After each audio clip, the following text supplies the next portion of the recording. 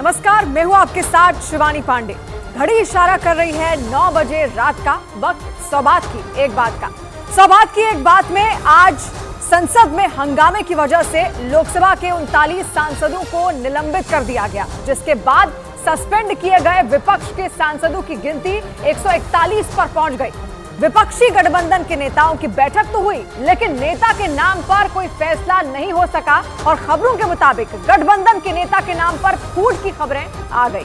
तमिलनाडु में मूसलाधार बारिश के बाद बाढ़ जैसे हालात बन गए, जिसके बाद कई जिलों में फंसे हुए लोगों को बचाने में सेना के जवानों ने अपनी ताकत झोंक दी और आइसलैंड में 800 बार आए भूकंपों के बाद ज्वालामुखी का महाविस्फोट हो गया, जिसके बाद वहां 3.5 किलोमीटर तक धरती फट गई। बड़ी खबर आई यूरोप के देश आइसलैंड से, जहां भूकंप के 800 झटकों के बाद धरती फट पड़ी और बहुत बड़ा ज्वालामुखी विस्फोट हो गया। आइसलैंड के रेकिनस प्रायद्वीप पर हुए ज्वालामुखी विस्फोट के बाद चारों तरफ लावे का दरिया बहने लगा। धरती फाड़ कर निकल रहे धधकते लावे की दहशत पैदा कर देने वाली ऐसी कई तस्वीरें सामने आई, क्योंकि ज्वालामुखी विस्फोट के बाद वहां चारों तरफ धधकता लावा और धुआं ही दिखाई दे रहा।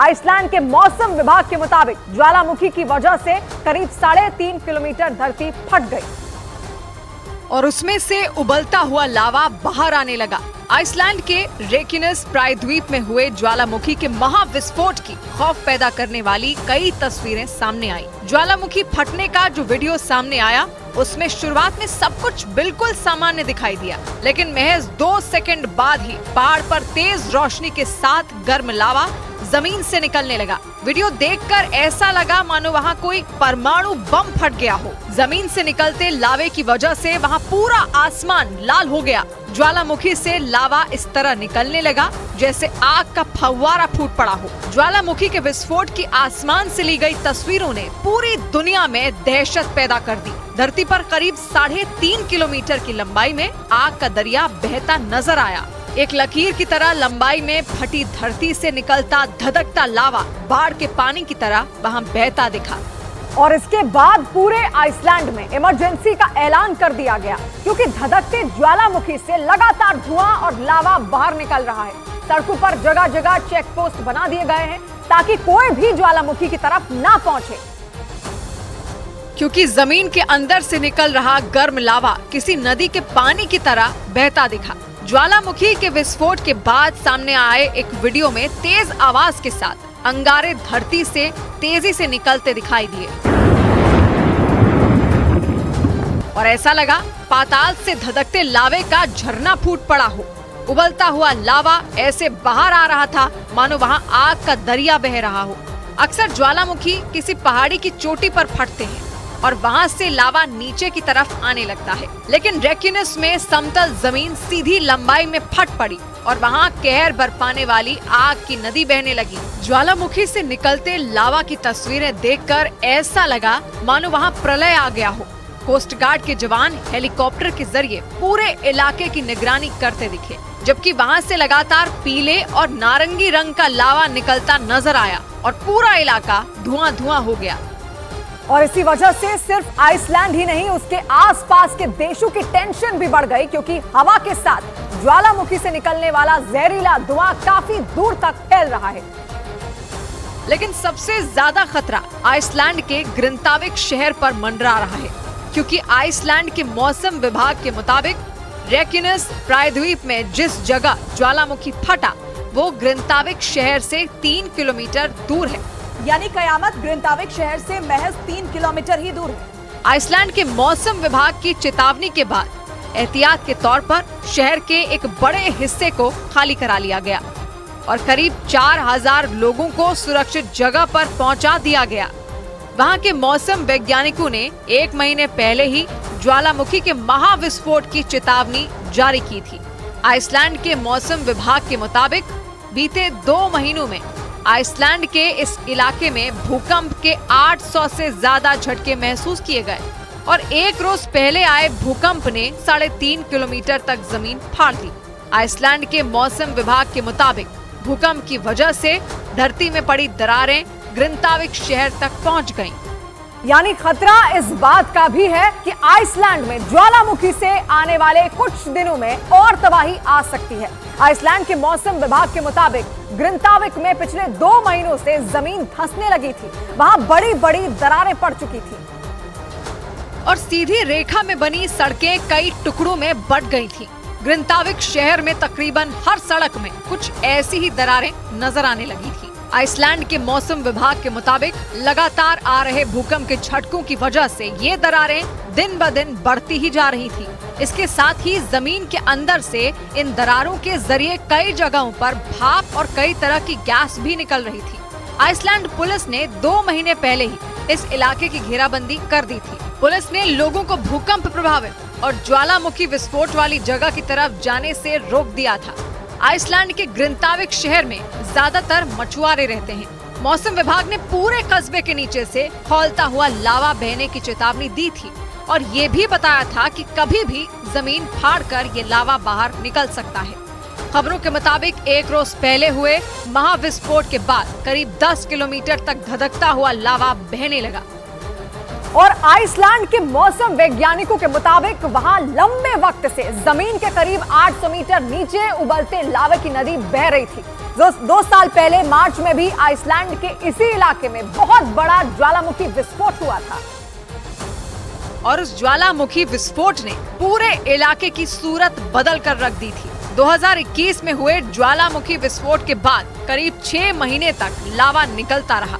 इसके बाद अगस्त 2022 में फिर एक विस्फोट हुआ था जिसका लावा 1 महीने तक बहता रहा। उत्तरी अटलांटिक में बसा आइसलैंड ज्वालामुखियों के हॉटस्पॉट के तौर पर जाना जाता है, जहां हर 4 से 5 साल में कम से कम एक बार ज्वालामुखी विस्फोट होता ही है। वैज्ञानिकों के मुताबिक रेकिनस प्रायद्वीप में धरती से 800 मीटर नीचे 6 किलोमीटर चौड़ाई और 19 किलोमीटर लंबाई में लावा उबल रहा है और इसी वजह से पिछले 2 साल में इस इलाके में 4 बड़े ज्वालामुखी फट चुके हैं। इतना ही नहीं, वहाँ भूकंप के हजारों झटके भी आ चुके हैं। इनमें सबसे बड़े झटके की तीव्रता तो रिक्टर स्केल पैमाने पर करीब 5.2 दर्ज की गई। बड़ी खबर आई चीन में आए विनाशकारी भूकंप से जुड़ी। चीन के गांसू और शिंघाई प्रांत में आए भूकंप की वजह से करीब 120 लोगों की मौत हो गई, जबकि 200 से ज्यादा लोगों के घायल होने की खबर है। चीन में आए इस भयानक भूकंप की तीव्रता रिक्टर स्केल पर 6.2 रिकॉर्ड की गई और इसी वजह से चीन के इन दोनों प्रांतों में देखते ही देखते बड़ी बड़ी इमारतें धूल में मिल गई। खबर है कि इमारतों के मलबे में बड़ी संख्या में लोग दबे हो सकते हैं। उन लोगों को मलबे से निकालने के लिए बड़े पैमाने पर रेस्क्यू ऑपरेशन चलाया जा रहा है। रिपोर्ट बताते हैं कि इस विनाशकारी भूकंप के झटके भारत और पाकिस्तान तक महसूस किए गए थे, लेकिन चीन में तो इस भूकंप की वजह से हाहाकार ही मच गया। ये भूकंप इतना ज्यादा खतरनाक था कि चीन के 2 प्रांत गांसू और शिंघाई में भयंकर तबाही मच गई। न सिर्फ बड़ी बड़ी इमारतें ध्वस्त हो गईं, बल्कि एक झटके में करीब 120 लोगों की जान चली गई। लेकिन इस विनाशकारी भूकंप के जो वीडियो सामने आए, उसे देखने के बाद लोगों का कलेजा मुंह को आ गया। उन वीडियो को देखकर डर की वजह से लोगों के रोंगटे खड़े हो गए, क्योंकि एक वीडियो में भूकंप के बीच लोग जान बचाने के लिए किसी भी कीमत पर इमारत से बाहर निकलने की कोशिश करते दिखाई दिए। यहाँ तक कि लोग बाहर निकलने के लिए एक दूसरे से हाथापाई तक करने लगे। ये वीडियो चीन के गांसू प्रांत के एक रेस्टोरेंट का बताया गया।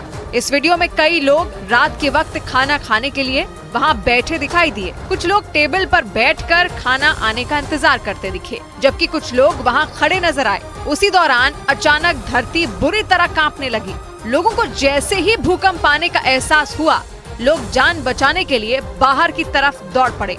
रेस्टोरेंट के अंदर दूसरे कमरों में बैठे लोगों ने भी जान बचाने के लिए दौड़ लगा दी। एक साथ रेस्टोरेंट से इतने सारे लोगों के भागने की वजह से वहां भगदड़ मच गई। भूकंप की दहशत की वजह से महज चंद सेकंड के अंदर पूरा रेस्टोरेंट खाली हो गया।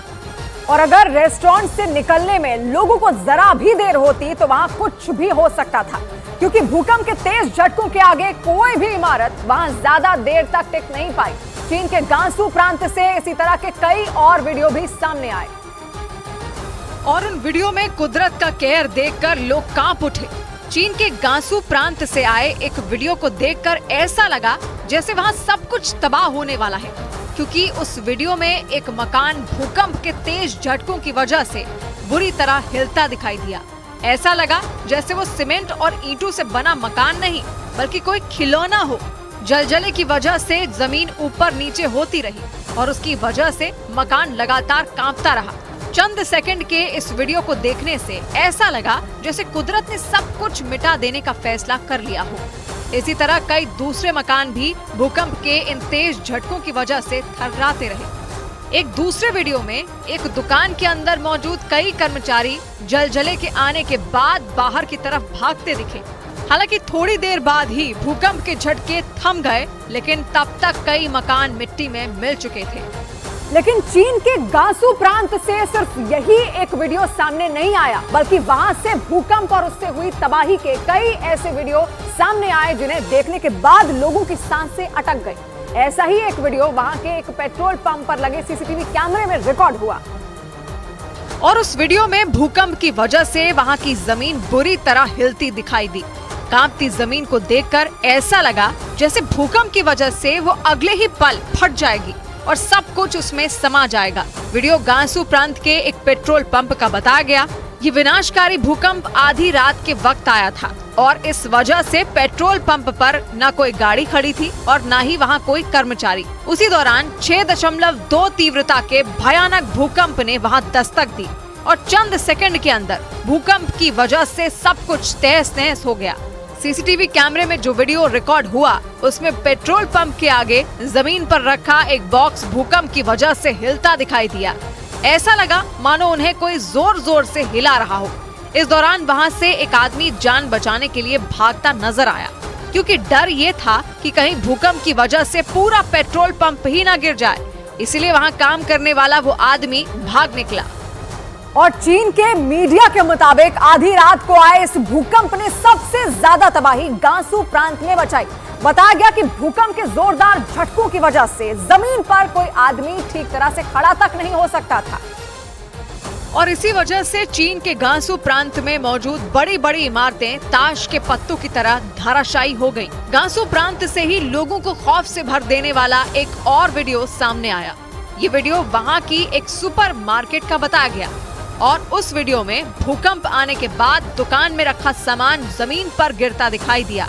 आधी रात को आया ये भूकंप महज 10 सेकंड तक ही रहा, लेकिन इस दौरान दुकान में रखी टेबल और दूसरी चीजें तेजी से हिलने के साथ जमीन पर एक एक कर गिरने लगी। भूकंप आने के दौरान वहां एक आदमी भी मौजूद था जो अपनी जान बचाने के लिए दुकान से बाहर की तरफ तेजी से दौड़ पड़ा।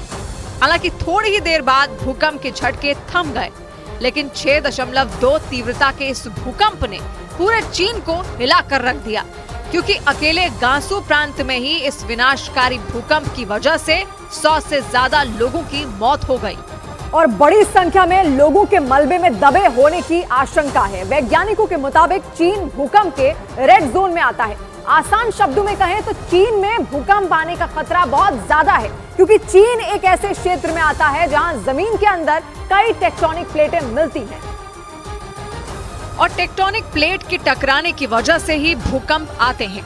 वैज्ञानिकों के मुताबिक चीन में यूरेशियन, भारतीय और प्रशांत महासागर की टेक्टोनिक प्लेटें मिलती हैं और इसी वजह से चीन भूकंप के लिहाज से बेहद संवेदनशील है।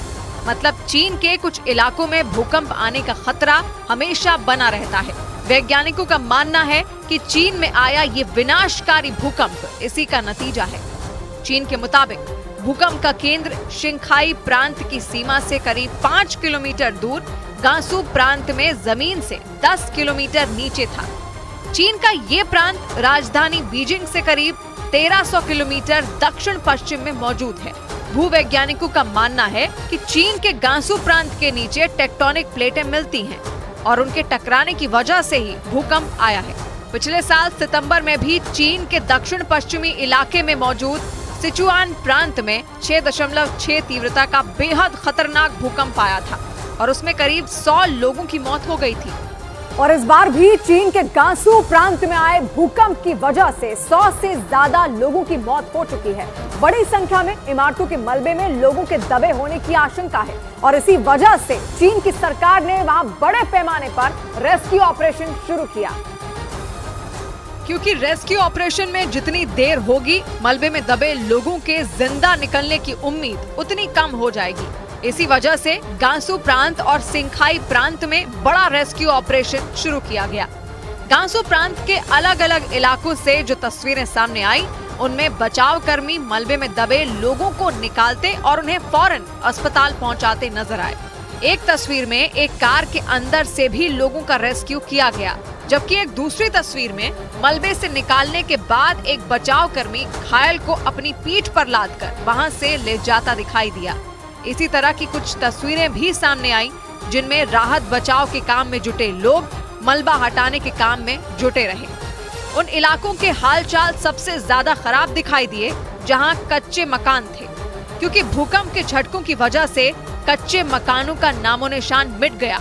मतलब इस विनाशकारी भूकंप की वजह से चीन का गांसू प्रांत तबाह हो गया। बड़ी खबर आई तमिलनाडु से, जहां 3 दिन से हो रही बारिश की वजह से हालात बिगड़ते जा रहे हैं और इसीलिए सेना के जवान, वायुसेना के जहाज और नौसेना के हेलीकॉप्टर वहां रेस्क्यू ऑपरेशन में दिन रात जुटे हुए हैं। नौसेना के मुताबिक वहां अब तक 100 से ज्यादा लोगों को रेस्क्यू कर सुरक्षित जगहों पर पहुंचा दिया गया है। इसके साथ ही बाढ़ से प्रभावित इलाकों में फंसे हुए लोगों तक राहत सामग्री भी पहुंचाई जा रही है, जिसके लिए नौसेना के 17 हेलीकॉप्टर लगातार रेस्क्यू ऑपरेशन में जुटे हुए हैं। तमिलनाडु में 3 दिनों से हो रही भारी बारिश की वजह से कई जिलों में बाढ़ आ गई है। वहां हालात इस कदर बिगड़े हैं कि सैकड़ों घर पानी में डूबे हुए हैं। ऐसे में वायुसेना को भी रेस्क्यू के लिए उतरना पड़ा। और इसका जो वीडियो सामने आया, उसमें वायुसेना की टीम एक हेलीकॉप्टर के जरिए बाढ़ प्रभावित इलाकों में रेस्क्यू करती नजर आई। तस्वीरों में वायुसेना के जवान एक महिला को रस्सी के सहारे उस हेलीकॉप्टर में खींचते दिखे। इस दौरान तेज हवा चल रही थी और उसकी वजह से वो महिला हवा में घूमने लगी। ऐसे में उस महिला को ऊपर खींचना और मुश्किल हो जा रहा था, लेकिन सेना ने आखिरकार उसे बचा ही लिया। इस दौरान उस महिला के चेहरे पर डर साफ नजर आ रहा था और उसके बाद उस महिला को उस हेलीकॉप्टर में बिठाया गया, जहां पहले से एक और महिला मौजूद थी। तमिलनाडु में लगातार बारिश के बाद आई बाढ़ ने लोगों की मुश्किलें बढ़ा दी। वहां के कई इलाकों में लोगों के घर डूब गए। ऐसे में वायुसेना हेलीकॉप्टर लेकर लोगों को रेस्क्यू करने पहुंची। और पिछले 3 दिनों से हो रही मूसलाधार बारिश की वजह से राज्य के कई इलाकों में हाहाकार मच गया। तेनकाशी इलाके में तो भारी बारिश की वजह से एक बड़ा पुल ही टूट गया। पुल के टूटने की वजह से वहां के कई इलाकों का संपर्क शहरों से टूट गया। और भारी बारिश की वजह से आई बाढ़ ने तमिलनाडु के तेनकाशी में तबाही मचा दी। ड्रोन से बनाई गई एक तस्वीर में पूरे इलाके में सिर्फ और सिर्फ पानी दिखाई दिया। एक जगह पर बाढ़ का पानी तटबंधों को तोड़कर खेतों और रिहायशी इलाकों में दाखिल होता नजर आया। आसमान से देखकर ऐसा लगा जैसे वहां कोई बड़ा बांध टूट गया हो।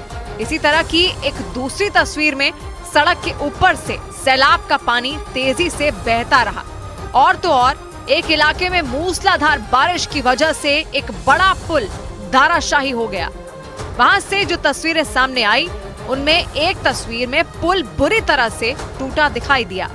टूटे हुए पुल के दोनों तरफ बड़ी संख्या में लोग खड़े दिखाई दिए, जबकि पुल के मलबे को साफ करने के लिए वहां खुदाई करने वाली कई मशीनें भी तैनात दिखी। मतलब आसमान से बूंदों की शक्ल में बरसी आफत ने वहां कोहराम मचा दिया। और तमिलनाडु को पानी के इस प्रचंड प्रहार से बचाने के लिए सेना के जवानों के साथ साथ वायुसेना और नौसेना के हेलीकॉप्टर और विमान भी रात दिन लगे हुए हैं। सेना के तीनों अंग एक साथ मिलकर तमिलनाडु के बाढ़ जैसे हालात से जूझ रहे लोगों तक राहत पहुंचाने का काम कर रहे हैं।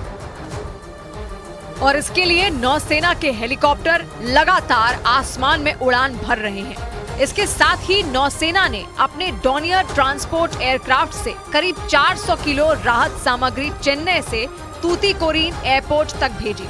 इसके बाद चेतक हेलीकॉप्टरों की मदद से उस राहत सामग्री को बाढ़ में फंसे हुए लोगों तक पहुंचाया गया। इसके अलावा करीब 3,500 किलो राहत सामग्री रामेश्वरम से मदुरै तक पहुंचाई गई। इतना ही नहीं, भारी बारिश और बाढ़ की वजह से तूतीकोरिन जिले में एक रेलवे स्टेशन पर फंसे करीब 500 लोगों को भी सुरक्षित बचा लिया गया, जबकि बाढ़ प्रभावित अलग अलग हिस्सों से 100 से ज्यादा लोगों को भी 17 हेलीकॉप्टरों के जरिए सुरक्षित निकाल लिया गया।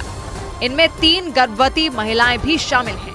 बताया गया कि ये सारा रेस्क्यू ऑपरेशन स्थानीय प्रशासन के साथ मिलकर चलाया जा रहा है, ताकि बाढ़ में फंसे हुए लोगों को आसानी से बचाया जा सके। बड़ी खबर आई संसद में विपक्षी सांसदों के निलंबन पर मचे सियासी बवाल से जुड़ी। संसद में विपक्षी सांसदों के निलंबन पर मचे बवाल के बीच टीएमसी सांसद कल्याण बनर्जी ने राज्यसभा के सभापति की नकल उतारी और राहुल गांधी इसका वीडियो बनाते हुए नजर आए। ये मुद्दा खुद राज्यसभा के सभापति जगदीप धनखड़ ने सदन में उठाया और बिना नाम लिए राहुल गांधी की निंदा की, क्योंकि राहुल गांधी कल्याण बनर्जी का वीडियो बनाते दिखे थे।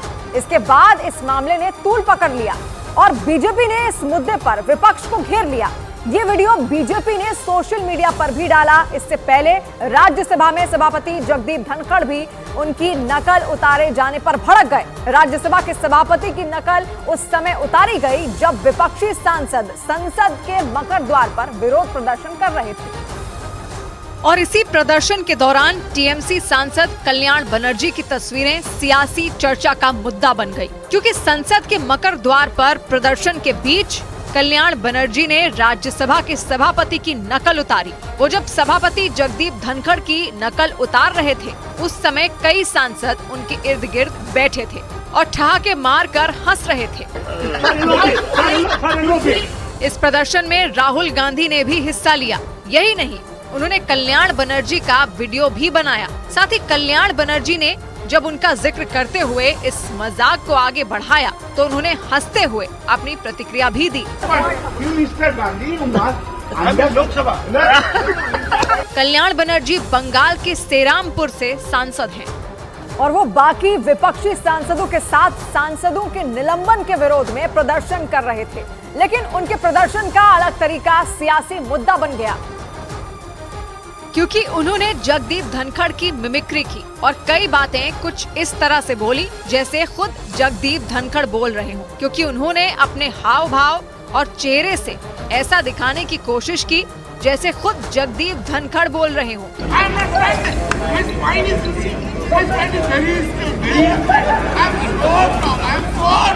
इस मजाक के दौरान वहां बैठे बाकी विपक्षी सांसदों ने भी उनका साथ दिया।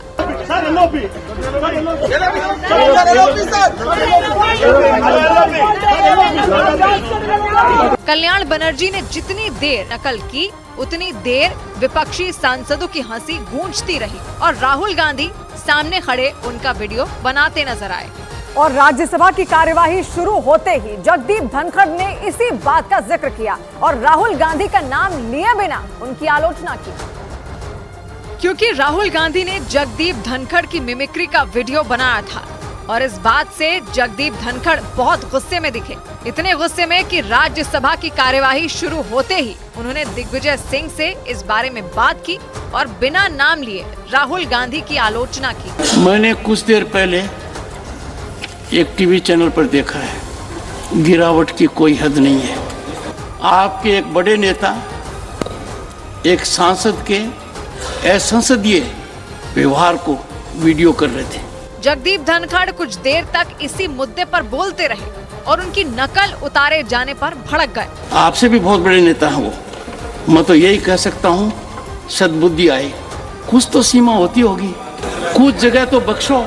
संसद के मकर द्वार पर प्रदर्शन इसलिए हुआ क्योंकि सदन में हंगामा करने की वजह से एक दो नहीं बल्कि 100 से ज्यादा विपक्षी सांसदों का निलंबन हो गया।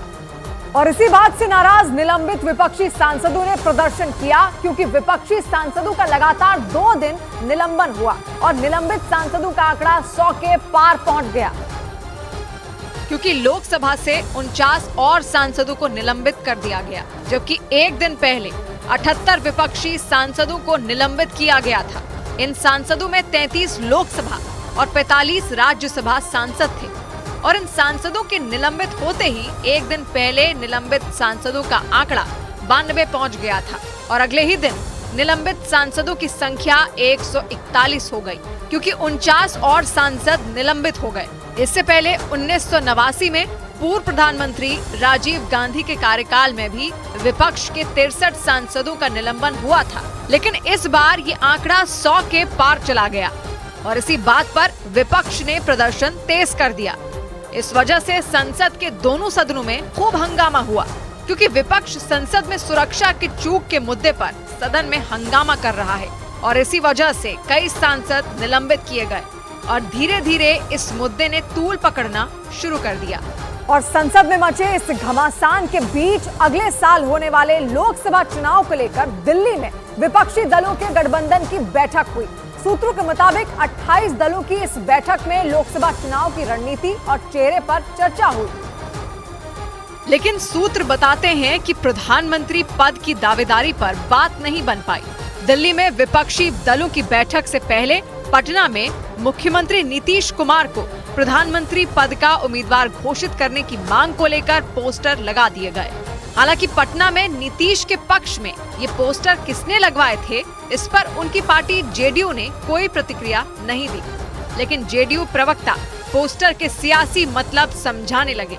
एक स्वाभाविक है, सियासी मतलब तो निकलता है। हालांकि कुछ घंटे बाद इस पोस्टर को उतरवा दिया गया। ये पटना का गर्दनी बाग इलाका है, यहीं पर उस पोस्टर को पटना के इनकम टैक्स चौराहे से हटाकर फाड़कर वहां से और इस डंपिंग यार्ड के बाहर लाकर फेंक दिया गया है। लेकिन दिल्ली में विपक्ष की बैठक से पहले पटना में लगे इस पोस्टर ने सियासी पारा चढ़ा दिया, क्योंकि 28 दलों के विपक्षी गठबंधन के अंदर चेहरे को लेकर पहले से ही खींचतान के हालात हैं। सूत्रों के मुताबिक बैठक के दौरान प्रधानमंत्री के चेहरे को लेकर चर्चा हुई, लेकिन कोई नाम तय नहीं हो सका।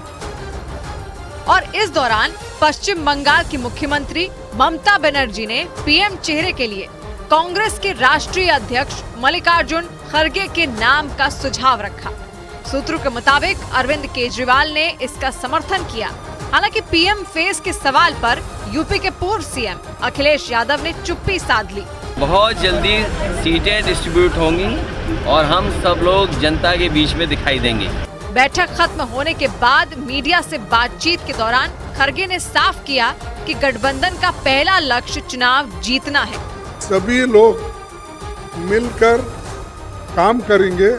दिल्ली में हुई बैठक में ये तय किया गया कि 2024 के आम चुनाव से पहले विपक्षी गठबंधन की इस तरह की 8 से 10 बैठकें और होंगी। यानी 2024 के लोकसभा चुनाव से पहले सभी 28 विपक्षी दलों के बीच मैराथन मीटिंग होगी। सूत्रों के मुताबिक दिल्ली में करीब 3 घंटे तक चली बैठक में 2 अहम मुद्दों पर मंथन हुआ। और सूत्रों के मुताबिक बैठक में सबसे पहले चर्चा सीटों के बंटवारे पर हुई। सूत्रों ने बताया कि बीजेपी के खिलाफ 400 सीटों पर कॉमन कैंडिडेट उतारने के टारगेट पर बात हुई, जबकि कांग्रेस की कोशिश है कि वो 275 से 300 सीटों पर अपने कैंडिडेट उतारे। सीट शेयरिंग के अलावा विपक्षी गठबंधन का संयोजक कौन होगा, इसे लेकर भी चर्चा हुई। सूत्रों के मुताबिक इसके लिए उद्धव ठाकरे, ममता बनर्जी, नीतीश कुमार के नामों पर विचार किया जा सकता है। हालांकि इन दोनों मुद्दों पर बैठक में शामिल नेताओं ने साफ साफ कुछ भी नहीं कहा। अच्छा रहा, अभी शुरू होगा, कैंपेन भी शुरू होगा, सीट शेयरिंग भी होगी, सब होगा।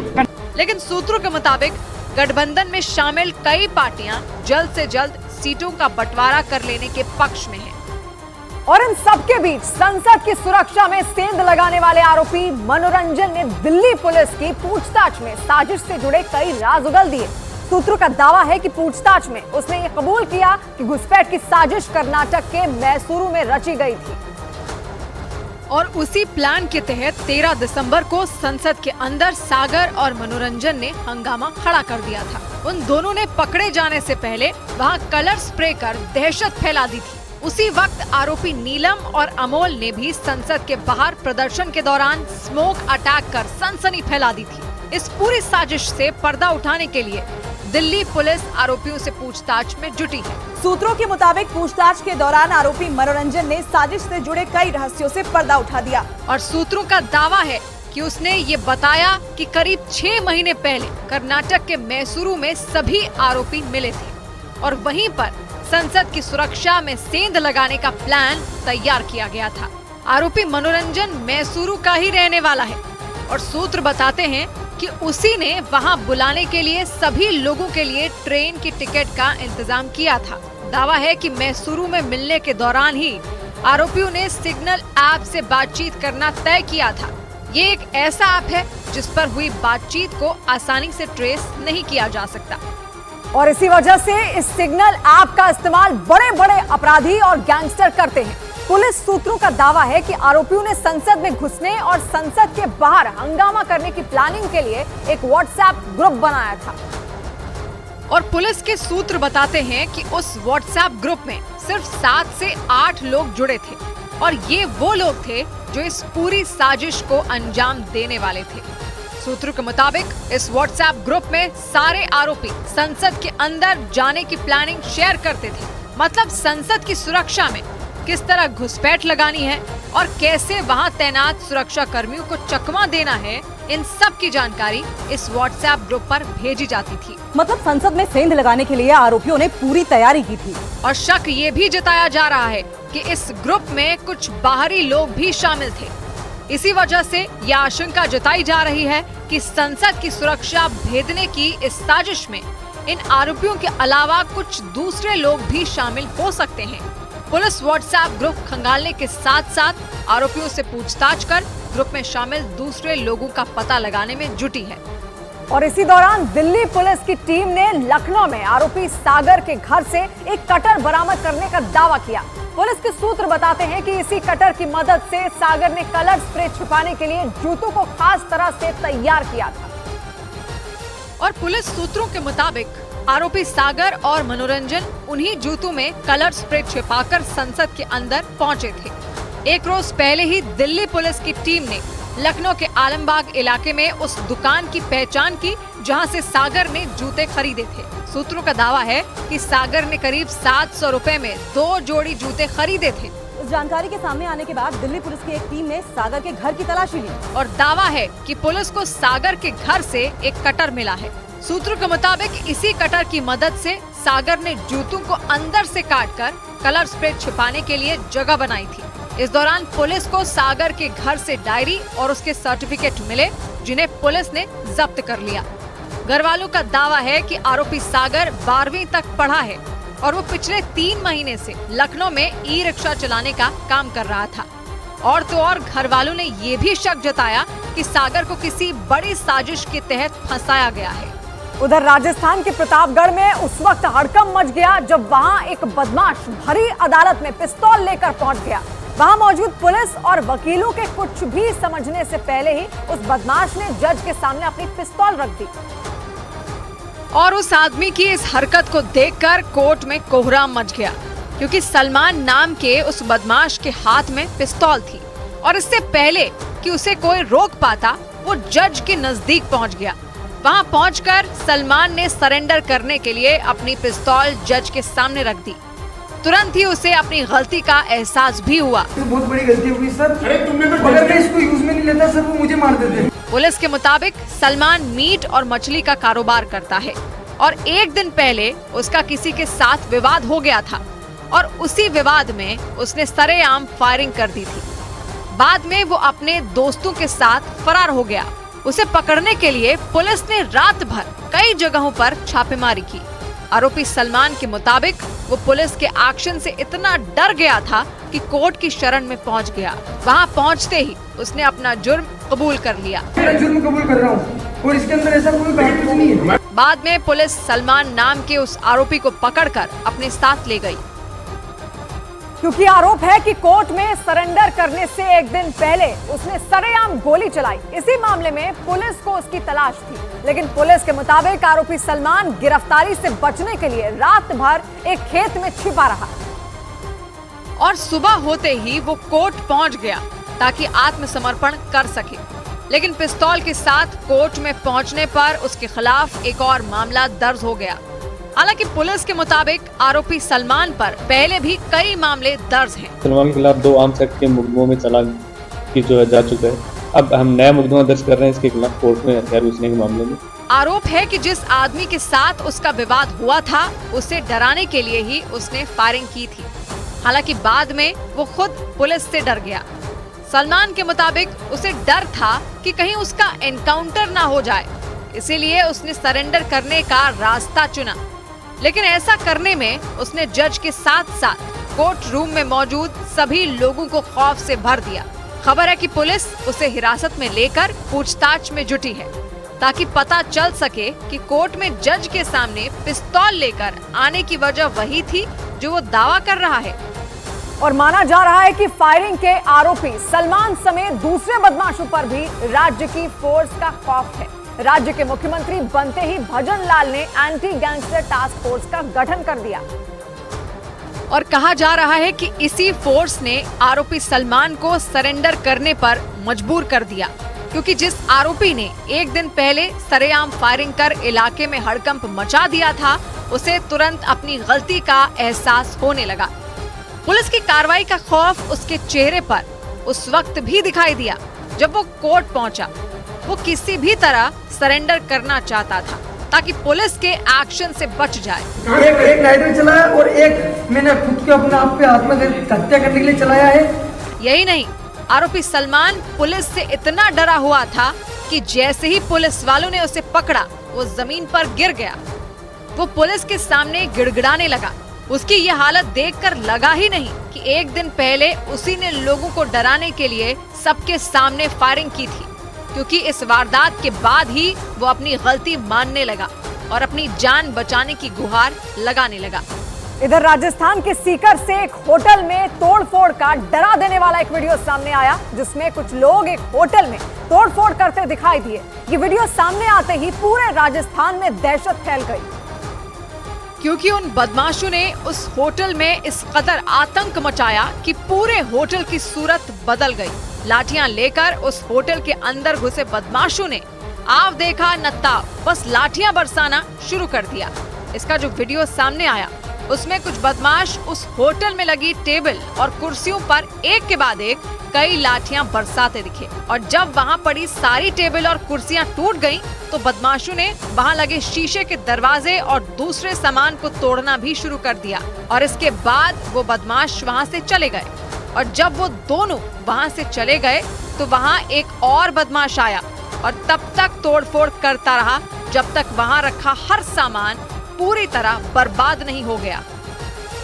और उन बदमाशों ने ऐसा इसलिए किया क्योंकि वो पिछले कई दिनों से उस होटल मालिक को हफ्ता वसूली के लिए परेशान कर रहे थे, और जब उस होटल मालिक ने हफ्ता देने से इनकार कर दिया तो उन्होंने उसके होटल पर ही हमला बोल दिया और उस होटल के हर एक हिस्से में तोड़फोड़ की। उन बदमाशों ने सिर्फ उस होटल के अंदर ही तोड़फोड़ नहीं की, बल्कि उन्होंने उस होटल के बाहर खड़ी एक गाड़ी और स्कूटर को भी तोड़ दिया। इसका जो वीडियो सामने आया उसमें वो बदमाश उस गाड़ी को बार बार अपनी गाड़ी से टक्कर मारते दिखे, और बार बार टक्कर लगने की वजह से उस गाड़ी का एक हिस्सा पूरी तरह बर्बाद हो गया।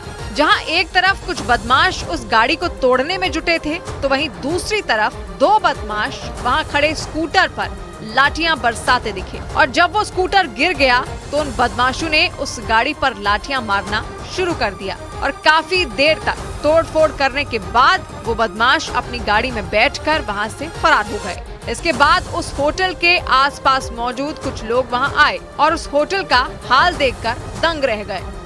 उधर पश्चिम बंगाल के दक्षिण 24 परगना में बमबाजी का चौंकाने वाला एक वीडियो सामने आया। वहां मामूली विवाद में एक पक्ष ने दूसरे पक्ष के घर पर बमों से हमला कर दिया, जिसकी वजह से पूरे इलाके में सनसनी फैल गई। और इस हमले का जो वीडियो सामने आया वो बेहद डराने वाला था। वीडियो में पहले एक घर के अंदर से दौड़कर बाहर आता हुआ एक आदमी नजर आया। घर से बाहर निकलते ही उसने बम फेंका। फिर दूसरा आदमी सामने आया, उसने भी बम से हमला किया। कुछ इसी तरह से कई बमों से हमले किए गए। वहां लोग बम इस तरह से फेंक रहे थे जैसे वो पत्थर फेंक रहे हों। लगातार फेंके गए बम की वजह से पूरा इलाका धमाकों की आवाज से गूंजने लगा। बम फेंकने वालों के पीछे कुछ और लोग भी नजर आए, लेकिन उन्होंने भी बम फेंकने वालों को रोकने की कोशिश नहीं की। और थोड़ी ही देर में वहां अफरा तफरी का माहौल बन गया। जिन लोगों के घरों पर बम फेंके जा रहे थे वो चिल्लाते रहे, लेकिन बम फेंकने वाले नहीं माने और काफी देर तक ये सिलसिला चलता रहा। बताया गया कि ये पूरा विवाद जमीन की वजह से हुआ था और देखते ही देखते ये विवाद इतना बढ़ गया कि लोग एक दूसरे के खून के प्यासे हो गए और कुछ ही देर में वहां अराजकता का माहौल बन गया। हालात को देखते हुए वहां पुलिस फोर्स को भेजा गया, तब जाकर मामला शांत हुआ। फिलहाल पूरे इलाके में तनाव का माहौल बना हुआ है, क्योंकि एक साथ कई बम फेंके जाने की वजह से वहां कई घरों में आग लग गई और कुछ देर के लिए पूरे इलाके में बारूदी धुएं का गुबार छा गया। बमबाजी की इस घटना में कई लोगों के घायल होने का भी दावा किया गया। वहीं जिन घरों पर बम से हमला किया गया था वहां सब कुछ तहस नहस हो गया। कई घरों की छत पर आग लग गई तो कई घरों के छप्पर गिर गए। आग लगने की वजह से उन घरों को काफी नुकसान पहुंचा और जो हालात बने उससे कुछ देर के लिए ऐसा लगा कि ये कोई गांव नहीं जंग का मैदान हो। बमबाजी की खबर मिलते ही पुलिस फोर्स भी मौके पर पहुंची और हालात को संभालने की कोशिश की। एहतियातन कई घरों की तलाशी भी ली गई। पीड़ित पक्ष की शिकायत पर पुलिस ने केस दर्ज कर लिया और आरोपियों की तलाश में जुट गई। बड़ी खबर आई गाजा में जंग लड़ रही इजराइल की सेना से जुड़ी। इजराइल की सेना ने दक्षिणी गाजा में हमास को जबरदस्त नुकसान पहुंचाया। वहां के खान यूनिस में हमास के हथियारों का एक बड़ा ठिकाना तबाह हो गया। इजराइल की सेना ने वहां मौजूद हमास के एक लड़ाके को भी मार गिराया।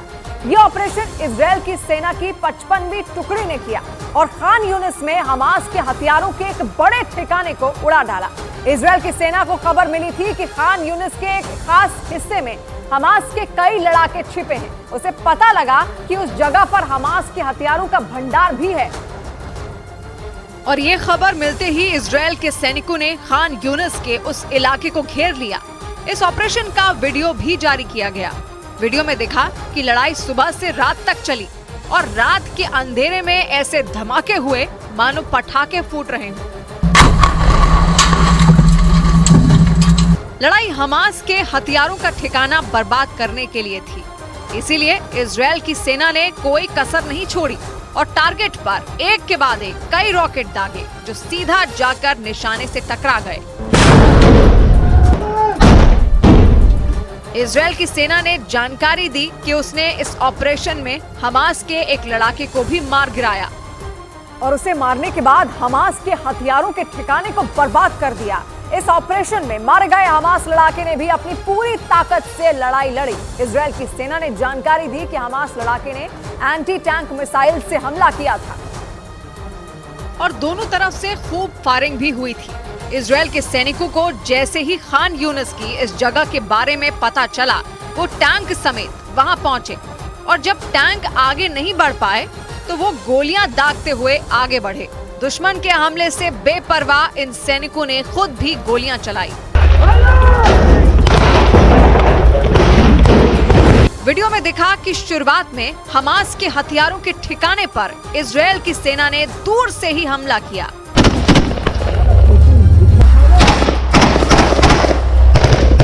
लेकिन हमास लड़ाके के बारे में पता चलते ही वो थोड़ा नजदीक गए और एक खंडहर जैसी इमारत में घुस गए।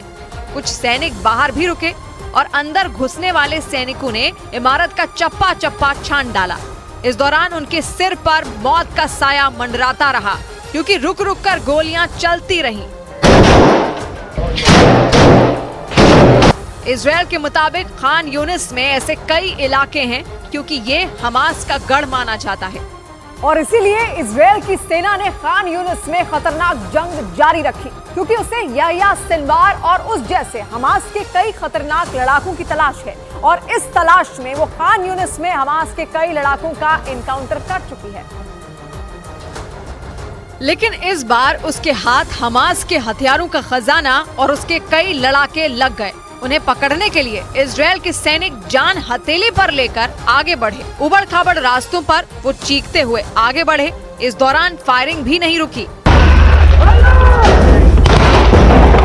खान यूनिस में ये धुआंधार ऑपरेशन इजराइल की सेना की 55वीं बटालियन ने चलाया। और इस बटालियन के सैनिक दौड़ते हुए उस इलाके में दाखिल हुए और देखते ही देखते उन्होंने उस मकान को चारों तरफ से घेर लिया। हालांकि वो मकान के बहुत नजदीक नहीं गए, क्योंकि हमास का वो ठिकाना केवल ईंट और सीमेंट से बनी इमारत नहीं बल्कि बारूद का ढेर था और एक चिंगारी उसे उड़ा सकती है। और हुआ भी वही। और वहां नजदीक से हुए हमले के बाद हमास का बहुत सारा गोला बारूद बर्बाद हो गया। इजराइल की सेना की 55वीं टुकड़ी के अलावा याहलोम और गोलानी ब्रिगेड भी खान यूनिस में ऐसे ही लड़ रहे हैं। गोलानी ब्रिगेड ने तो हमास से 2014 के युद्ध का बदला लेना भी शुरू कर दिया, क्योंकि गोलानी ब्रिगेड के गाजा में कदम रखते ही 2014 में बनाए गए हमास के स्मारक का अंत आ गया, क्योंकि गोलानी ब्रिगेड ने 2014 में बने स्मारक को गिरा दिया। इजराइल का कहना है कि हमास ने गाजा में ऐसे कई स्मारक बनाए हैं और इन्हीं स्मारकों में एक को इजराइल की गोलानी ब्रिगेड ने मिट्टी में मिला दिया। इस काम के लिए इजराइल की सेना ने बुलडोजर का इस्तेमाल किया और लोहे की एक मोटी चेन के एक छोर से स्मारक को बांधा और दूसरे छोर को बुलडोजर से जोड़ दिया और फिर उसे खींचना शुरू किया और हमास के बनाए गए इस स्मारक को जड़ से उखाड़कर जमीन पर गिरा दिया। यही नहीं, बुलडोजर ने स्मारक को कुछ दूर तक घसीटा। यानी इजराइल की गोलानी ब्रिगेड ने 2014 का बदला ले लिया और अपना सारा गुस्सा इस स्मारक पर उतार दिया और स्मारक के साथ अपनी एक तस्वीर शेयर की। इजराइल की सेना ने तस्वीर शेयर करते हुए लिखा कि उन्हें गाजा में जहां भी ऐसी मूर्ति दिखेगी वो उसे गिरा देंगे, क्योंकि हमास ने इसे 2014 में इजराइल के सैनिकों की मौत का मजाक उड़ाने के लिए बनाया था। और इसीलिए इजराइल की गोलानी ब्रिगेड ने हमास के बनाए ऐसे ही एक स्टैचू को खत्म कर दिया।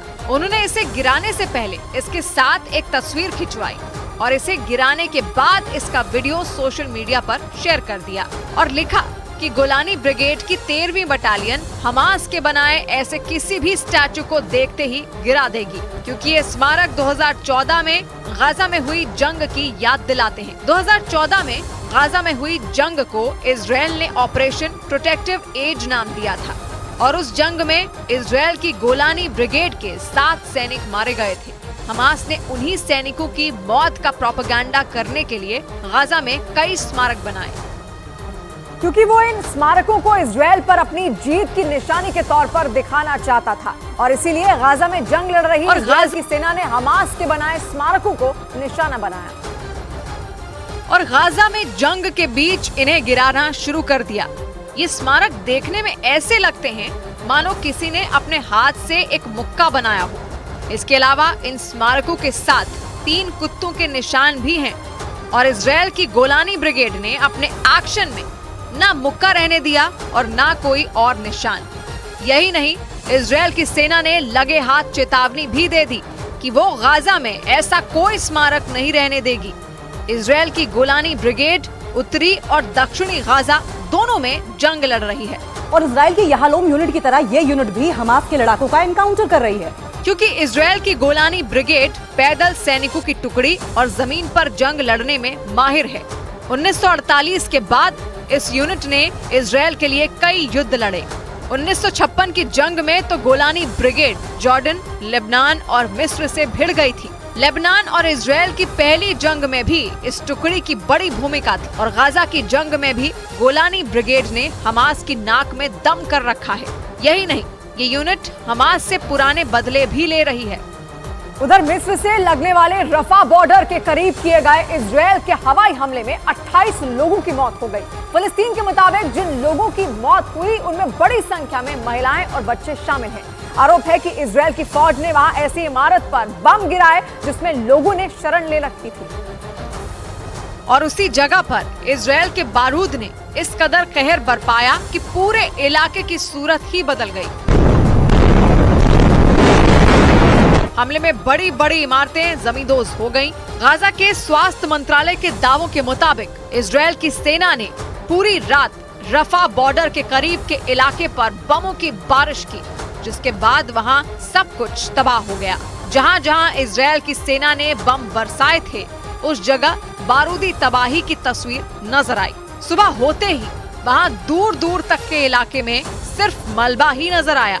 वहाँ लोग मलबे के ढेर के नीचे दबे लोगों की तलाश करते दिखे।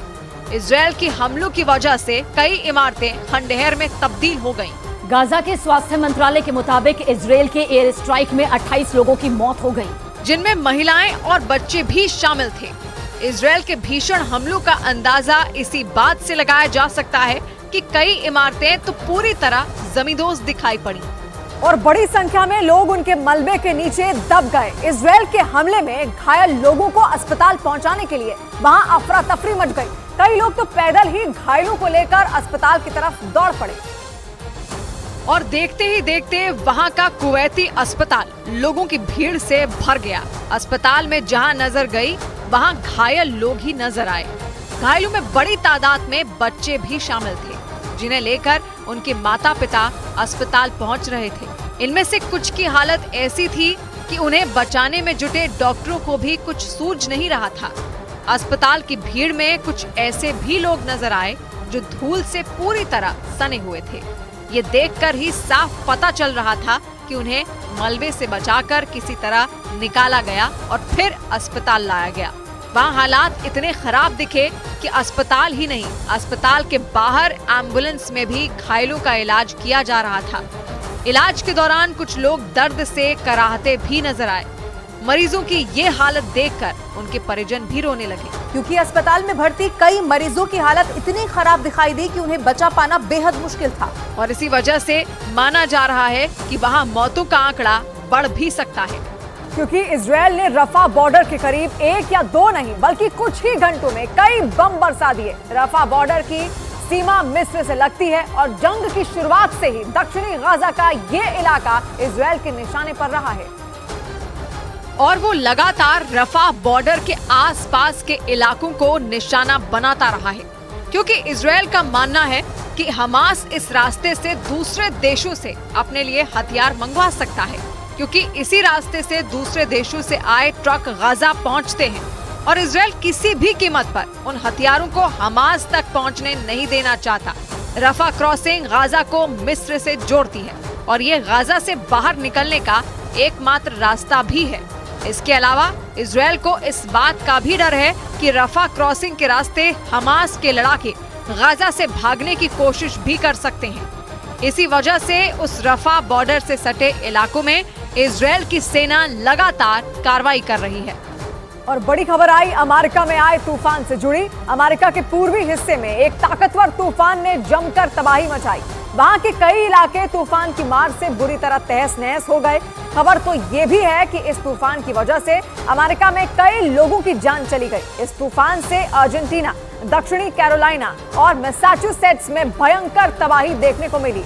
लेकिन इसकी सबसे डरावनी तस्वीर आई अमेरिका के मेन प्रांत से। वहां तो तूफान की वजह से समंदर में ऐसा उफान आया कि लोग खौफ से भर गए, क्योंकि वहां समंदर में उठी कई फीट ऊंची लहरों ने लोगों को डरा दिया। बताया गया कि वहां करीब 140 किलोमीटर प्रति घंटा की रफ्तार से हवाएं चली और इन्हीं हवाओं ने वहां तेज बारिश भी कराई। मतलब तूफान और बारिश ने अमेरिका के उत्तर में बसे मेन को हिला कर रख दिया। इसके बाद तो समंदर किनारे बसे उस इलाके में लहरों का तांडव देखने को मिला।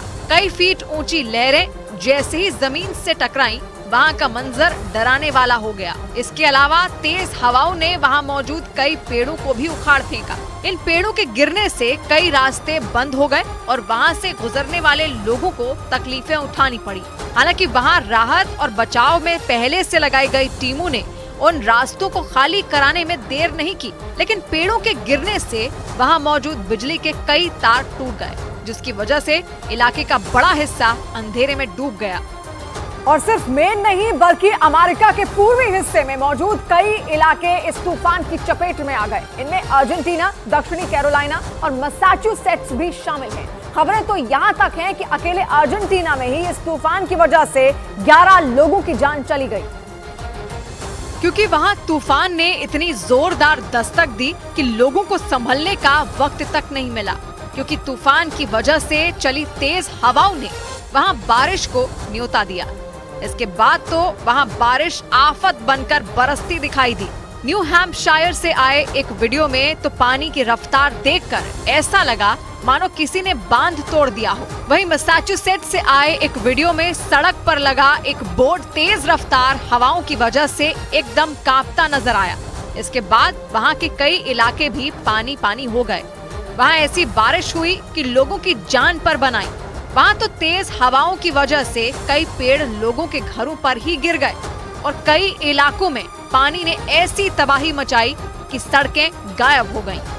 और लाखों लोग घरों में कैद होने को मजबूर हो गए क्योंकि अमेरिका के पूर्वी हिस्से में आए इस तूफान की वजह से कई इलाकों में बहुत तेज हवाएं चलने लगी। और फिर जोरदार बारिश ने लोगों का जीना मुहाल कर दिया। कई इलाकों में तो मूसलाधार बारिश ने घंटों तक रुकने का नाम ही नहीं लिया, जिसका असर ये हुआ कि रिहायशी इलाकों में घुटनों तक पानी भर गया। वहीं कई इलाके ऐसे भी थे जहां बाढ़ जैसे हालात पैदा हो गए। जानकारी के मुताबिक इस तूफान की वजह से अमेरिका के पूर्वी हिस्से में 150 किलोमीटर प्रति घंटा की रफ्तार से तेज हवाएं चली और इसका असर ये रहा कि अकेले अर्जेंटीना में ही 11 लोगों की मौत की खबर सामने आई। दावा है कि इस तूफान ने पूर्वी अमेरिका के करीब 60 करोड़ लोगों पर असर डाला और लाखों लोग इस तूफान की वजह से घरों में कैद होने के लिए मजबूर हो गए, क्योंकि ये तूफान अपने साथ बर्बादी की बारिश लेकर आया, जिसके बाद कई इलाकों में पानी ने ऐसी तबाही मचाई कि लोग बुरी तरह फंस गए। मतलब जो जहां था वो वहीं अटक गया। हालांकि वहां राहत और बचाव की टीमों ने मोर्चा संभाल लिया और उम्मीद जताई जा रही है कि जल्द ही वहां हालात पर काबू पा लिया जाएगा।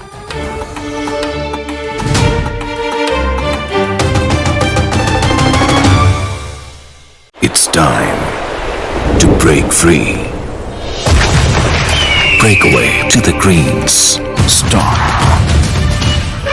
Start again and just let it all go.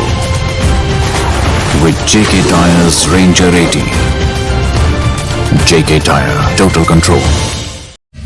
ये नया इंडिया, नए नजरिए का इंडिया, जहां लोगों का नंबर 1 भरोसा बनता है वो जो उनके मुद्दे, उनकी आवाज निडर होकर उठाता है। लोगों की नंबर 1 पसंद बनता है वो जो सिर्फ रफ्तार नहीं जिम्मेदारी पर भी विश्वास रखता है। देश का नंबर 1 न्यूज चैनल बनता है वो जो देश हित और जनहित दोनों को सर्वोपरि समझता है। न्यूज़ 18 इंडिया, नए इंडिया का नया number 1 news channel. It's time to break free. Break away to the greens. Start again and just let it all go. With JK Tyre's Ranger 80. JK Tyre, total control. खबर आई Europe के देश Iceland से, जहां भूकंप के 800 झटकों के बाद धरती फट पड़ी और बहुत बड़ा ज्वालामुखी विस्फोट हो गया। आइसलैंड के रेकिनस प्रायद्वीप पर हुए ज्वालामुखी विस्फोट के बाद चारों तरफ लावे का दरिया बहने लगा। धरती फाड़ कर निकल रहे धधकते लावे की दहशत पैदा कर देने वाली ऐसी कई तस्वीरें सामने आई, क्योंकि ज्वालामुखी विस्फोट के बाद वहां चारों तरफ धधकता लावा और धुआं ही दिखाई दे रहा। आइसलैंड के मौसम विभाग के मुताबिक ज्वालामुखी की वजह से करीब 3.5 किलोमीटर धरती फट गई और उसमें से उबलता हुआ लावा बाहर आने लगा। आइसलैंड के रेकिनस प्रायद्वीप में हुए ज्वालामुखी के महाविस्फोट की खौफ पैदा करने वाली कई तस्वीरें सामने आई। ज्वालामुखी फटने का जो वीडियो सामने आया उसमें शुरुआत में सब कुछ बिल्कुल सामान्य दिखाई दिया, लेकिन महज 2 सेकंड बाद ही पहाड़ पर तेज रोशनी के साथ गर्म लावा जमीन से निकलने लगा। वीडियो देखकर ऐसा लगा मानो वहां कोई परमाणु बम फट गया हो। जमीन से निकलते लावे की वजह से वहां पूरा आसमान लाल हो गया। ज्वालामुखी से लावा इस तरह निकलने लगा जैसे आग का फव्वारा फूट पड़ा हो। ज्वालामुखी के विस्फोट की आसमान से ली गई तस्वीरों ने पूरी दुनिया में दहशत पैदा कर दी। धरती पर करीब 3.5 किलोमीटर की लंबाई में आग का दरिया बहता नजर आया। एक लकीर की तरह लंबाई में फटी धरती से निकलता धधकता लावा बाढ़ के पानी की तरह वहां बहता दिखा। और इसके बाद पूरे आइसलैंड में इमरजेंसी का ऐलान कर दिया गया, क्योंकि धधकते ज्वालामुखी से लगातार धुआं और लावा बाहर निकल रहा है। सड़कों पर जगह जगह चेक पोस्ट बना दिए गए हैं ताकि कोई भी ज्वालामुखी की तरफ ना पहुंचे, क्योंकि जमीन के अंदर से निकल रहा गर्म लावा किसी नदी के पानी की तरह बहता दिखा। ज्वालामुखी के विस्फोट के बाद सामने आए एक वीडियो में तेज आवाज के साथ अंगारे धरती से तेजी से निकलते दिखाई दिए और ऐसा लगा पाताल से धधकते लावे का झरना फूट पड़ा हो। उबलता हुआ लावा ऐसे बाहर आ रहा था मानो वहां आग का दरिया बह रहा हो। अक्सर ज्वालामुखी किसी पहाड़ी की चोटी पर फटते हैं और वहां से लावा नीचे की तरफ आने लगता है, लेकिन रेक्यूनस में समतल जमीन सीधी लंबाई में फट पड़ी और वहां कहर बरपाने वाली आग की नदी बहने लगी। ज्वालामुखी से निकलते लावा की तस्वीरें देखकर ऐसा लगा मानो वहां प्रलय आ गया हो। कोस्ट गार्ड के जवान हेलीकॉप्टर के जरिए पूरे इलाके की निगरानी करते दिखे, जबकि वहां से लगातार पीले और नारंगी रंग का लावा निकलता नजर आया और पूरा इलाका धुआं धुआं हो गया। और इसी वजह से सिर्फ आइसलैंड ही नहीं, उसके आसपास के देशों की टेंशन भी बढ़ गई, क्योंकि हवा के साथ ज्वालामुखी से निकलने वाला जहरीला धुआं काफी दूर तक फैल रहा है। लेकिन सबसे ज्यादा खतरा आइसलैंड के ग्रिंताविक शहर पर मंडरा रहा है, क्योंकि आइसलैंड के मौसम विभाग के मुताबिक रेक्यूनस प्रायद्वीप में जिस जगह ज्वालामुखी फटा वो ग्रिंताविक शहर से 3 किलोमीटर दूर है। यानी कयामत ग्रिंताविक शहर से महज 3 किलोमीटर ही दूर है। आइसलैंड के मौसम विभाग की चेतावनी के बाद एहतियात के तौर पर शहर के एक बड़े हिस्से को खाली करा लिया गया और करीब 4000 लोगों को सुरक्षित जगह पर पहुंचा दिया गया। वहां के मौसम वैज्ञानिकों ने 1 महीने पहले ही ज्वालामुखी के महाविस्फोट की चेतावनी जारी की थी। आइसलैंड के मौसम विभाग के मुताबिक बीते 2 महीनों में आइसलैंड के इस इलाके में भूकंप के 800 से ज्यादा झटके महसूस किए गए और एक रोज पहले आए भूकंप ने 3.5 किलोमीटर तक जमीन फाड़ दी। आइसलैंड के मौसम विभाग के मुताबिक भूकंप की वजह से धरती में पड़ी दरारें ग्रिंताविक शहर तक पहुंच गईं। यानी खतरा इस बात का भी है कि आइसलैंड में ज्वालामुखी से आने वाले कुछ दिनों में और तबाही आ सकती है। आइसलैंड के मौसम विभाग के मुताबिक ग्रिंताविक में पिछले 2 महीनों से जमीन धंसने लगी थी, वहां बड़ी बड़ी दरारें पड़ चुकी थी और सीधी रेखा में बनी सड़कें कई टुकड़ों में बंट गई थी। ग्रिंताविक शहर में तकरीबन हर सड़क में कुछ ऐसी ही दरारें नजर आने लगी थी। आइसलैंड के मौसम विभाग के मुताबिक लगातार आ रहे भूकंप के झटकों की वजह से ये दरारें दिन ब दिन बढ़ती ही जा रही थी। इसके साथ ही जमीन के अंदर से इन दरारों के जरिए कई जगहों पर भाप और कई तरह की गैस भी निकल रही थी। आइसलैंड पुलिस ने 2 महीने पहले ही इस इलाके की घेराबंदी कर दी थी। पुलिस ने लोगों को भूकंप प्रभावित और ज्वालामुखी विस्फोट वाली जगह की तरफ जाने से रोक दिया था। आइसलैंड के ग्रिंताविक शहर में ज्यादातर मछुआरे रहते हैं। मौसम विभाग ने पूरे कस्बे के नीचे से खौलता हुआ लावा बहने की चेतावनी दी थी और ये भी बताया था कि कभी भी जमीन फाड़कर ये लावा बाहर निकल सकता है। खबरों के मुताबिक एक रोज पहले हुए महाविस्फोट के बाद करीब 10 किलोमीटर तक धधकता हुआ लावा बहने लगा और आइसलैंड के मौसम वैज्ञानिकों के मुताबिक वहां लंबे वक्त से जमीन के करीब 800 मीटर नीचे उबलते लावे की नदी बह रही थी। 2 साल पहले मार्च में भी आइसलैंड के इसी इलाके में बहुत बड़ा ज्वालामुखी विस्फोट हुआ था और उस ज्वालामुखी विस्फोट ने पूरे इलाके की सूरत बदल कर रख दी थी। 2021 में हुए ज्वालामुखी विस्फोट के बाद करीब 6 महीने तक लावा निकलता रहा। इसके बाद अगस्त 2022 में फिर एक विस्फोट हुआ था, जिसका लावा 1 महीने तक बहता रहा। उत्तरी अटलांटिक में बसा आइसलैंड ज्वालामुखियों के हॉटस्पॉट के तौर पर जाना जाता है, जहां हर 4 से 5 साल में कम से कम एक बार ज्वालामुखी विस्फोट होता ही है। वैज्ञानिकों के मुताबिक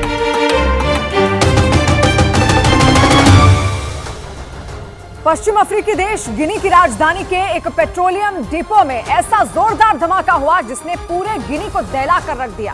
तेल के डिपो में हुए इस खतरनाक धमाके में 13 लोगों की मौत हो गई, जबकि 100 से ज्यादा लोग घायल हो गए। बताया गया कि वो पेट्रोलियम डिपो गिनी का सबसे बड़ा तेल डिपो है और इसीलिए वहां हुए धमाके ने पूरे देश को हिला कर रख दिया। इसका जो वीडियो सामने आया उसमें उस पेट्रोलियम डिपो से आग की लपटें उठती दिखी, जिसे देखकर आसपास के इलाकों में रहने वाले लोग दहशत में आ गए। और उस पेट्रोलियम डिपो के बाहर लोगों की भीड़ लग गई और वो इस खौफनाक मंजर को अपने फोन में रिकॉर्ड करने लगे। उस पेट्रोलियम डिपो में इतना भयंकर ब्लास्ट हुआ था कि एक रात बीत जाने के बाद भी उसका धुआं नहीं हटा। उस डिपो के आसपास के कई इलाकों की जो तस्वीरें सामने आई, उसमें कई घरों की दीवारें और खिड़कियां टूटी नजर आईं। बताया गया कि धमाका इतना तेज था कि उस डिपो के आसपास के इलाकों में मौजूद घरों की दीवारें हिलने लगी। कई घरों की तो छत तक टूट गई और उसकी वजह से वहां हालात इस कदर बिगड़ गए कि वहां के कई स्कूल बंद कर दिए गए। साथ ही प्रशासन की तरफ से लोगों को घरों में रहने की सलाह भी दी गई, क्योंकि उस पेट्रोलियम डिपो में हुए धमाके का असर वहां के कई इलाकों में देखने को मिला। देर रात हुए धमाके की वजह से जो तबाही मची, उसे देखकर लोगों के होश उड़ गए, क्योंकि कई लोगों ने अपना घर खो दिया, जबकि 13 लोगों की जान चली गई और 150 से ज्यादा लोग घायल बताए गए। इसके अलावा वहां के कई स्कूलों के साथ साथ कई सार्वजनिक जगहों को भी बंद कर दिया गया और लोगों से घरों से ना निकलने की अपील की गई। बताया गया कि गिनी के सबसे अहम पेट्रोलियम डिपो की वजह से उस डिपो में भारी मात्रा में तेल जमा था और इसीलिए जैसे ही धमाका हुआ, आग तेजी से पूरे डिपो में फैल गई और पूरा डिपो धुआं कर जलने लगा और उसका काला धुआं कई मीलों दूर से ही नजर आने लगा। बड़ी खबर आई उत्तर कोरिया की मिसाइल लॉन्च करने के बाद बढ़े तनाव से जुड़ी। अमेरिका और दक्षिण कोरिया ने मिलकर किम जोंग उन के खिलाफ अपनी तैयारी तेज कर दी। किम को जवाब देने के लिए अमेरिका और दक्षिण कोरिया की सेना ने संयुक्त अभ्यास किया, क्योंकि एक रोज पहले ही उत्तर कोरिया ने जापान सागर में 2 बैलिस्टिक मिसाइलें दागकर एक साथ अमेरिका, दक्षिण कोरिया समेत जापान को कड़ी चेतावनी दे दी। और इसके बाद तो ऐसा लगा जैसे अमेरिका और उत्तर कोरिया के बीच किसी भी वक्त भीषण जंग छिड़ जाएगी और इसीलिए अमेरिका ने दक्षिण कोरिया के साथ मिलकर उत्तर कोरिया के खिलाफ अपना साझा सैन्य अभ्यास शुरू कर दिया। दक्षिण कोरिया में की जा रही इस मिलिट्री ड्रिल का एक वीडियो भी जारी किया गया, जिसमें अमेरिका और दक्षिण कोरिया की सेना दुश्मनों के ठिकानों को तबाह करने की तैयारी करती नजर आई। इस अभ्यास के दौरान अमेरिका और दक्षिण कोरिया की सेना ने अपनी तैयारियों को भी परखा, क्योंकि जो वीडियो सामने आया उसमें दोनों देशों के सैनिक एक के बाद एक ताबड़तोड़ फायरिंग करते दिखाई दिए। इस बीच ऐसा लगा जैसे सैनिकों ने वहां दुश्मन देश के अड्डे को ही निशाना बना लिया और गोलियों की बौछार कर दी। असल में इसके जरिए दोनों देशों ने अपनी सैन्य शक्ति का प्रदर्शन किया, ताकि दुनिया के सामने खुलकर मनमानी करने वाले उत्तर कोरिया का गुरूर तोड़ा जा सके। क्योंकि पिछले कई हफ्तों से किम जोंग उन लगातार अमेरिका और दक्षिण कोरिया के खिलाफ जंग छेड़ने की धमकी दे रहे हैं। इसीलिए अमेरिका और दक्षिण कोरिया ने भी उन्हें करारा जवाब देने के लिए अपनी कमर कस ली। मतलब कि भले ही उत्तर कोरिया अपनी ताकत दिखाकर अमेरिका, दक्षिण कोरिया और जापान जैसे देशों को डराना चाह रहा हो, लेकिन ये तीनों देश साथ मिलकर उसे बर्बाद करने की तैयारी में जुटे हैं। क्योंकि एक रोज पहले ही उत्तर कोरिया ने जापान सागर की ओर अपनी ताकतवर बैलिस्टिक मिसाइलें दाग दी और इसके साथ ही किम जोंग उन ने साफ इशारा कर दिया कि अपने दुश्मन देशों को रोकने के लिए उनकी सेना किसी भी हद तक जा सकती है। मतलब कि उत्तर कोरिया के शासक किम जोंग उन ने एक साथ अमेरिका, दक्षिण कोरिया और जापान को धमकाने की कोशिश की। इसीलिए उसने जापान सागर की ओर लंबी दूरी तक मार करने वाली बैलिस्टिक मिसाइल लॉन्च कर दी। इतना ही नहीं, खबर तो ये भी आई कि उत्तर कोरिया ने अपनी खतरनाक मिसाइल दागने से कुछ घंटे पहले ही कम दूरी की बैलिस्टिक मिसाइल भी लॉन्च की थी। लेकिन उत्तर कोरिया की तरफ से दागी गई बैलिस्टिक मिसाइल समंदर में ही जा गिरी। यानी कुछ ही घंटों में किम जोंग उन ने 2 बैलिस्टिक मिसाइलें लॉन्च कर बाइडेन को जंग की खुली धमकी दे दी। और ऐसा करके उसने सिर्फ अमेरिका ही नहीं बल्कि जापान को भी आंखें दिखाने की कोशिश की, क्योंकि ये माना जा रहा है कि उत्तर कोरिया ने जानबूझकर जापान सागर की ओर अपनी बैलिस्टिक मिसाइलें दागी, ताकि एक ही बार में उसके तीनों दुश्मन देश अमेरिका, दक्षिण कोरिया और जापान को एक साथ पस्त किया जा सके। क्योंकि जापान सागर की ओर बैलिस्टिक मिसाइलें दागने के बाद भी उत्तर कोरिया रुकने का नाम नहीं ले रहा। उत्तर कोरिया की न्यूज एजेंसी KCNA के मुताबिक किम जोंग उन ने फिर अमेरिका को चेतावनी दी कि अगर उसने कोई भी प्लानिंग की तो इसका अंजाम बहुत बुरा होगा। क्योंकि उत्तर कोरिया की तरफ से जो बैलिस्टिक मिसाइलें दागी गईं, उसकी निगरानी खुद किम जोंग उन कर रहे थे। उत्तर कोरिया में मिसाइल लॉन्च करने वाली जगह पर किम पहुंचे और उनके सामने मिसाइलें दागी गईं। क्योंकि जो तस्वीरें सामने आई उनमें किम के साथ उनकी बेटी भी नजर आई। इससे पहले भी कई बार किम जोंग उन अपनी बेटी को खतरनाक मिसाइलों की लॉन्चिंग दिखा चुके हैं और माना जा रहा है कि मिसाइल लॉन्च पैड की तस्वीरें जारी कर वो अमेरिका को दहशत में डालना चाहते हैं। क्योंकि उत्तर कोरिया की न्यूज एजेंसी KCNA के मुताबिक किम ने यह सख्त चेतावनी दी कि वो किसी भी तरह की आक्रामक कार्रवाई को बर्दाश्त नहीं करेंगे। मतलब कि किसी ने भी अगर उत्तर कोरिया की तरफ आंख उठाकर देखा तो वो इसका और मजबूती से जवाब देंगे। इतना ही नहीं, किम जोंग उन ने तो खुलकर धमकी भी दे दी कि अगले साल अमेरिका में होने वाले राष्ट्रपति चुनाव से पहले वो कई खतरनाक मिसाइलों का परीक्षण जारी रखेंगे। यानी कि अमेरिका के खिलाफ उत्तर कोरिया बड़ा प्लान तैयार कर रहा है। क्योंकि दावा किया जा रहा है कि उत्तर कोरिया ने एक रोज पहले जो बैलिस्टिक मिसाइलें लॉन्च की उससे अमेरिका पर बड़ा खतरा मंडरा रहा है। आशंका जताई जा रही है कि पूरा अमेरिका इसकी जद में आ सकता है। क्योंकि उत्तर कोरिया की ये बैलिस्टिक मिसाइल बेहद ताकतवर बताई जा रही है। दक्षिण कोरिया और जापान के मुताबिक ये मिसाइल 15,000 किलोमीटर से ज्यादा की दूरी तय कर सकती है। यानी कि ये जापान और अमेरिका के किसी भी इलाके तक आसानी से पहुंच सकती है, क्योंकि इसकी रफ्तार काफी तेज है। इसके अलावा इस मिसाइल में एक साथ कई टारगेट पर निशाने लगाने की क्षमता है, जो परमाणु हथियार ले जाने में भी सक्षम है। बताया जा रहा है कि एक रोज पहले हुई टेस्टिंग को लेकर अब तक इसके 3 परीक्षण हो चुके हैं। इसके पहले जुलाई और अप्रैल के महीने में उत्तर कोरिया ने इसकी टेस्टिंग की थी और इसीलिए उत्तर कोरिया को जंग के मोर्चे पर मात देने के लिए अमेरिका के साथ जापान और दक्षिण कोरिया भी तैयारी में जुट गए। खबर आई कि तीनों देश उत्तर कोरिया की सैन्य गतिविधियों पर नजर रखने के लिए रियल टाइम डेटा साझा करेंगे। मतलब कि ये तीनों देश आपस में उत्तर कोरिया की एक-एक जानकारी और वीडियो शेयर करेंगे, ताकि दुनिया के सामने खुद को ताकतवर समझने वाले उत्तर कोरिया को उसके ही जाल में फंसाया जा सके और वक्त रहते ही उसकी साजिश को बेनकाब किया जा सके। क्योंकि लंबे वक्त से किम जोंग उन दक्षिण कोरिया, जापान और अमेरिका में तबाही मचाने की तैयारी में जुटे हैं और इसीलिए उसके दुश्मन देशों ने भी उसे बर्बाद करने की ठान ली। और इसके लिए अमेरिका के साथ जापान और दक्षिण कोरिया की सेना मिलकर काम करेगी। बताया जा रहा है कि ये तीनों देश अपनी सुरक्षा के लिए रियल टाइम डेटा भी आपस में साझा करेंगे। इसका मतलब ये हुआ कि अगर उत्तर कोरिया ने इनके खिलाफ किसी भी तरह की सैन्य गतिविधि को अंजाम देने की कोशिश की तो तुरंत ये तीनों देश इसकी जानकारी आपस में एक दूसरे को देंगे। यानी कि उत्तर कोरिया को घेरने के लिए 3 तरफ से प्लानिंग की जा रही है। उधर ऑस्ट्रेलिया की सिडनी के जंगलों में लगी आग बेकाबू हो गई। सैकड़ों हेक्टेयर के जंगलों में लगी आग की वजह से आसपास के बड़े रिहायशी इलाके की हवा भी जहरीली हो गई।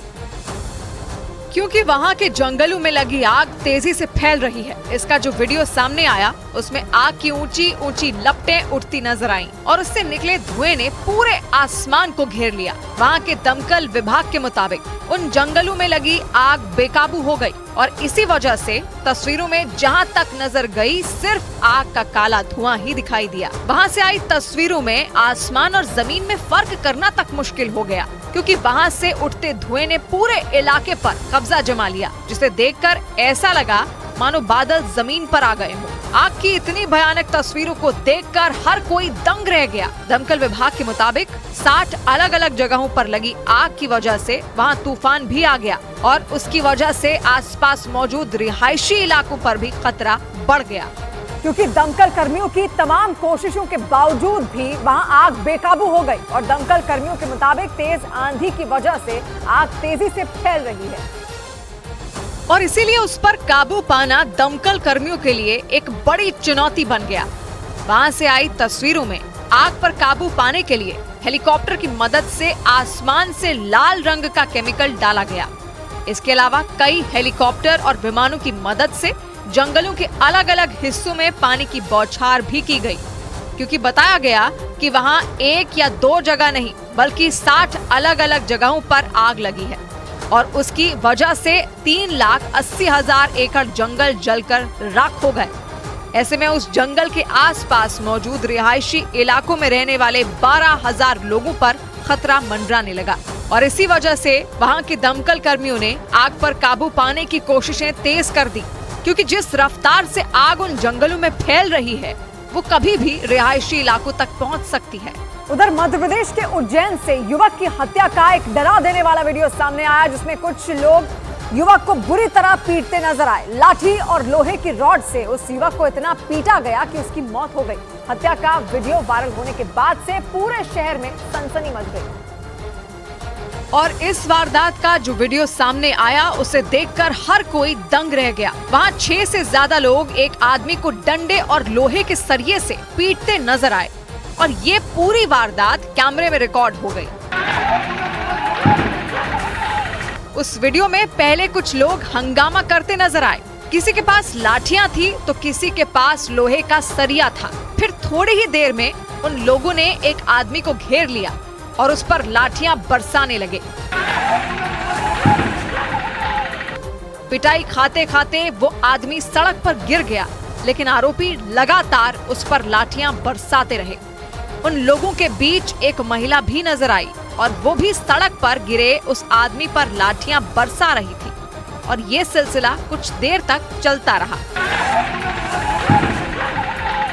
इस दौरान वहां कुछ और लोग भी पहुंचे। उन्होंने सड़क पर पिट रहे उस आदमी को बचाने की कोशिश की, लेकिन हमलावरों ने लाठियों के दम पर उन्हें भी डराया और उन पर पत्थर भी फेंके, जिसके बाद सभी लोग वहां से भाग गए और फिर सभी हमलावर सड़क पर गिरे उस आदमी पर लाठियां बरसाते रहे और कुछ देर बाद वहां से फरार हो गए, जिसके बाद उस आदमी को गंभीर हालत में अस्पताल ले जाया गया और वहां से उसे इलाज के लिए उज्जैन के जिला अस्पताल रेफर किया गया, लेकिन वहां पहुंचने से पहले ही उसकी मौत हो गई। बताया गया कि पूरी वारदात आपसी रंजिश की वजह से हुई थी।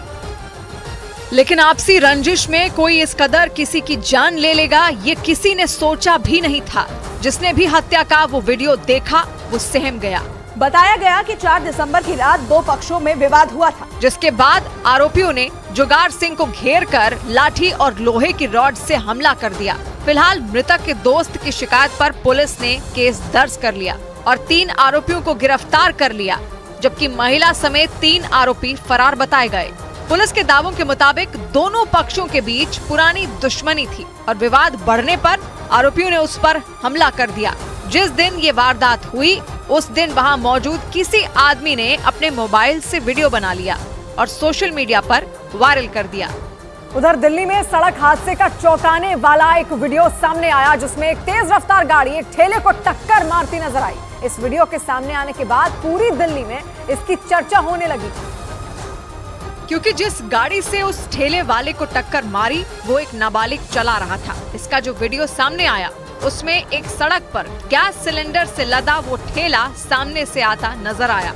वो थोड़ा आगे बढ़ा ही था कि एक तेज रफ्तार गाड़ी लहराती हुई आई और पीछे से उसे जोरदार टक्कर मार दी और टक्कर होते ही उस ठेले पर लदे सारे सिलेंडर नीचे गिर गए और वो गाड़ी सामने खड़ी एक दूसरी गाड़ी में टकराकर वहीं रुक गई। इसके बाद वहां खड़े लोगों ने उस गाड़ी सवार को दबोच लिया और पुलिस के हवाले कर दिया। हालांकि गनीमत ये रही कि इस हादसे में उस ठेले वाले को मामूली चोटें ही आई। शुरुआती जांच में उस गाड़ी सवार की उम्र 17 साल पाई गई। ऐसे में आगे की कार्रवाई के लिए पुलिस ने उस गाड़ी के असली मालिक को नोटिस भेज दिया। इधर उतार चढ़ाव भरे कारोबार के बीच भारतीय शेयर बाजार हरे निशान में बंद हुआ। कारोबारी हफ्ते के दूसरे दिन सेंसेक्स 122 अंक चढ़ गया। हालांकि इस दौरान आईटी, ऑटो, कैपिटल गुड्स और रियल्टी सेक्टर के शेयरों में गिरावट रही, लेकिन metal, pharma, oil and gas, power और एफएमसीजी सेक्टर के शेयरों में तेजी देखने को मिली, जिससे बॉम्बे स्टॉक एक्सचेंज का सेंसेक्स 122 अंकों की बढ़त के साथ 71,437 पर बंद हुआ, जबकि निफ्टी 34 अंकों की उछाल के साथ 21,453 के स्तर पर पहुंच गया। और शेयर बाजार की खबर तो आपको कई जगह मिल जाएगी, लेकिन शेयर बाजार का एक्सपर्ट आपको बनाएगा सिर्फ मनी कंट्रोल प्रो। थको ना आस के पंछी उड़ान बाकी है, थको ना आस के पंछी उड़ान बाकी है, उदासियों का अभी आसमान बाकी है। सौगात की एक बात कही मयंक ने, सियाह रात में आंधी सवाल पूछेगी, मेरे चिराग तेरा इम्तिहान बाकी है। तो मिलते हैं कल, घड़ी जब इशारा करेगी 9 बजे रात का, वक्त होगा सौगात की एक बात का।